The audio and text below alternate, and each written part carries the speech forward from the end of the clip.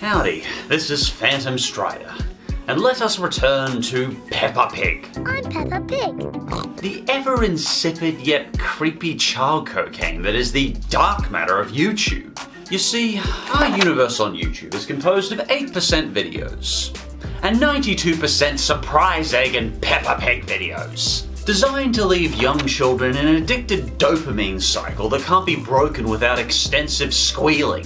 Anyway, to let off some more steam, let's look at 3 abysmal Peppa Pig episodes and 3 of the best Peppa Pig episodes? Like, the episodes that are the least terrible. I'm not going to say these are good, but they're the best I could find of Peppa Pig. Those very rare episodes where the narrator shuts up or talks like a normal human being. Or maybe Peppa's just her least annoying, or there's some kind of good messages for the kids. Though it should be pointed out, when I asked for suggestions from the Twitter community, unanimously, I got this response.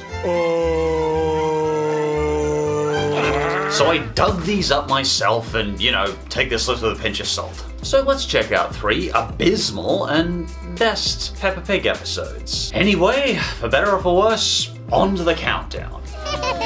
The 3rd abysmal episode is Daddy Gets Fit. Well, let's start with Peppa's family's favourite pastime, tormenting Daddy Pig's weight. You don't look very fit, Daddy. Your tummy is a bit big. I'm very fit. So Peppa orders her daddy to start doing push-ups. First, you must do some press-ups. Easy. 1, 2. There. Honestly, I'm surprised Daddy Pig can do a press-up at all. They're really tough when you're first starting. You've got 100 press-ups to do. Oh. The words tedious and awkward best suit this episode. Watching Daddy Pig continually have to embarrass himself seems far more cringeworthy than entertaining to me. Let him hit the gym with some basic dignity and a daily workout routine he chooses. I mean, I'm all for encouraging fitness. I'm a marathon runner myself, but often fitness has to be a personal decision. Telling your loved ones that they're fat and telling them to go get fit seems mean and shallow and kind of weird for a 4-year-old cartoon. As for pluses to this one, I can appreciate that, well, more than 2 things happen in this episode. Daddy Pig tries push-ups and exercycle and then he goes for a real bike ride and we get a scenery change of 2. 2 scene changes. That's almost variety. But the continual fat shaming and bossiness of Peppa really does bug me. Besides, these 3 aren't exactly the epitome of slenderness themselves. Who are they to judge? Why don't they all quit ganging up on their dad and go get fit together? And Daddy Pig's the only one who can swim underwater, apparently. He's probably the fittest one there. I can't swim underwater. Even I can't swim underwater. Please hold my glasses, Mummy Pig.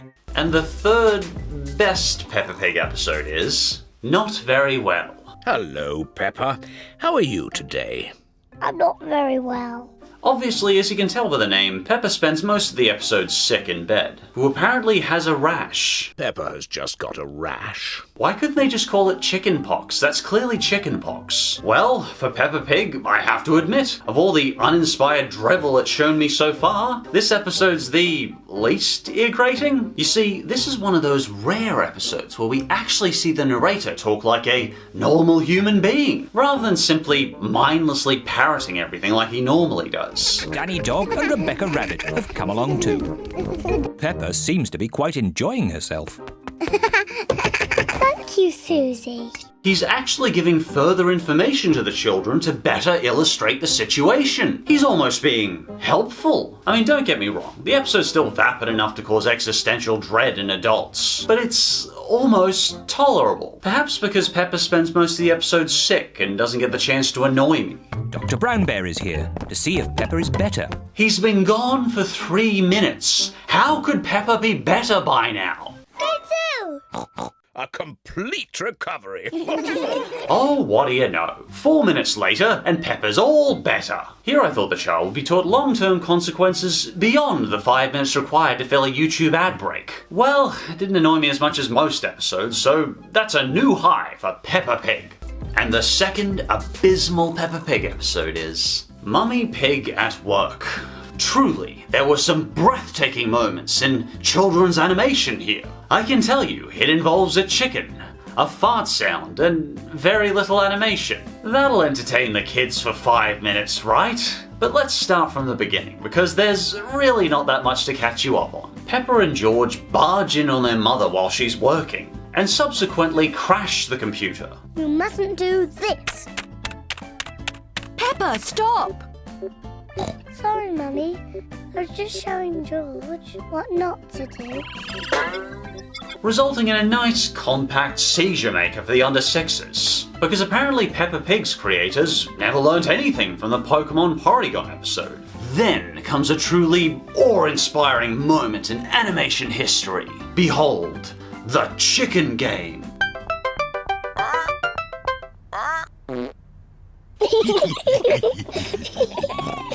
I call it a game, but it doesn't really involve any interaction.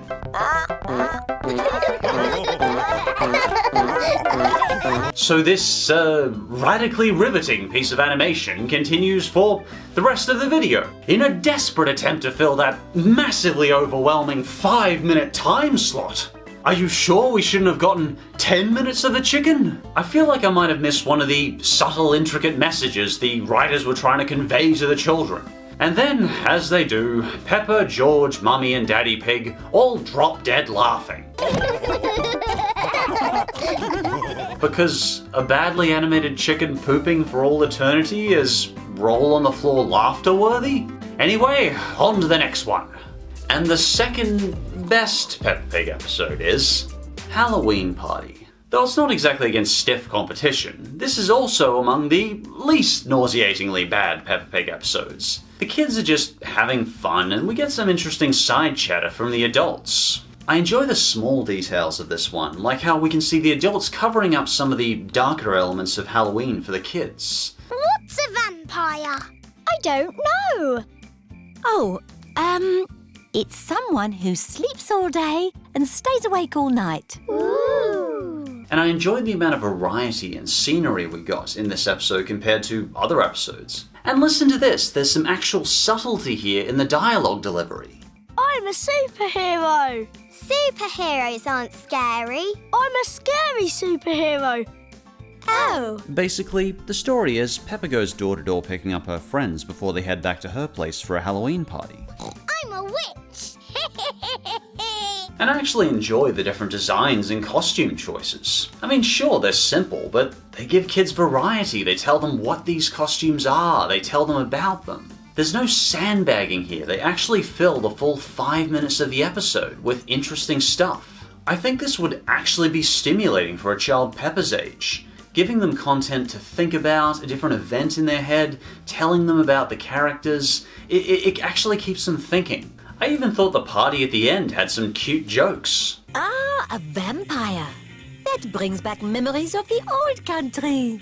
That's odd. Madame Gazelle doesn't have a reflection in the mirror. I hate to say it, but you could have actually just taught the kids something, Peppa. You're still annoying, but, you know, good for you for teaching them something. Oh. The full 5-minute runtime was actually used to its full advantage. I know that's not saying much, but, you know, for Peppa, that's a definite improvement. And our number one Abysmal Peppa Pig episode is Spiderweb. Hello, Mr. Skiddy Legs. Unfazed by the media backlash of the last Spider episode, the creators felt that one Mr. Skinny Legs episode wasn't enough. So they thought, why not make another Mr. Skinny Legs episode? Clearly it worked so well the first time we talked about it. Like, I don't get it, is this their way of trolling Australia? So let's just go through a brief checklist of all the terrible things this episode teaches. Number 1. Leaving your office infested with spiders. Daddy Pig, this study is a complete mess. Why would you teach children that these are safe, hygienic living conditions? I love cobwebs. They give the room character. No. Ground cobwebs traditionally hold redback spiders, one of the deadliest spiders on Earth. They can envenom humans within 30 minutes. Number 2. Encouraging children to be close enough to spiders to French them. Particularly now that the nesting grounds of the spiders is clearly your office. And typically, spiders and snakes tend to bite when you're in their nesting grounds. Oh. Number 3. handling the spider with your bare hands. Typically, when I'm trying to catch a spider, I use very thick garden gloves before getting it in a container and then dumping it outside. Or far more likely, I squish it with my boot, or spray it with enough bug spray to turn my entire house into a biohazard. The episode teaches the children all about the basics of spiders and how friendly and wonderful they are, except not to touch them. And finally, teaching kids that Daddy being late for work is less important than a spider's web being messed up. You said you must never ever break a web. Did I? Yes, Daddy Pig. If you move the car, you will break the web. But how am I going to get to work? Oh no, don't worry about food on the table for the family. No, that spider's web might be broken. Peppa Pig's spider web is the #1 Abysmal Peppa Pig episode. And the #1 best Peppa Pig episode is Thunderstorm. Peppa, George, did you bring all your toys in from the garden? This episode teaches kids relatively well how to remain calm during a thunderstorm, and it normalizes thunderstorms for children by showing Peppa experiencing one. I like that.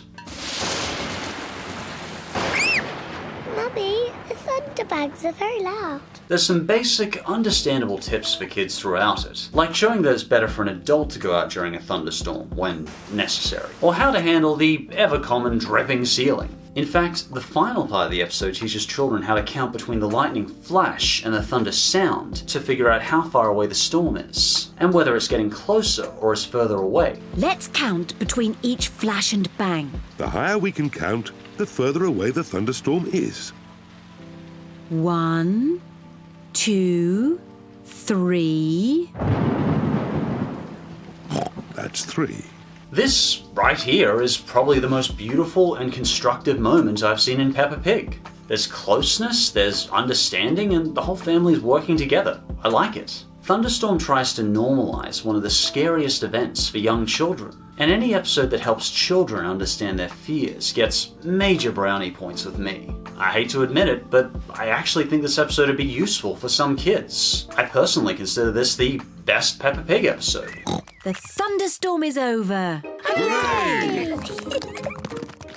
I think if a show's going to be watched by millions of kids, and we're inevitably going to have to keep putting up with it, it's worth at least pointing out the positives and the highlights of these shows. Because frankly, if Peppa's going to keep forcing her way into the public consciousness, I want the producers to keep trying their best with the kids. Because regardless of what I think, the next generation is already growing up on this. If Peppa's going to be the one to keep teaching them, then I want them to be as ready as they can be. And if you think I missed a particularly abysmal or okay episode, feel free to leave your thoughts in the comments below. And as always, thanks for watching, and I'll see you next time.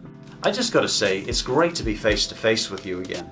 I've been doing a lot of voice-only videos lately, and while I enjoy doing those and I'll keep doing them, it's good to be on camera for a change. Anyway, thanks for dropping by, I hope you have a nice week, and I'll talk to you later.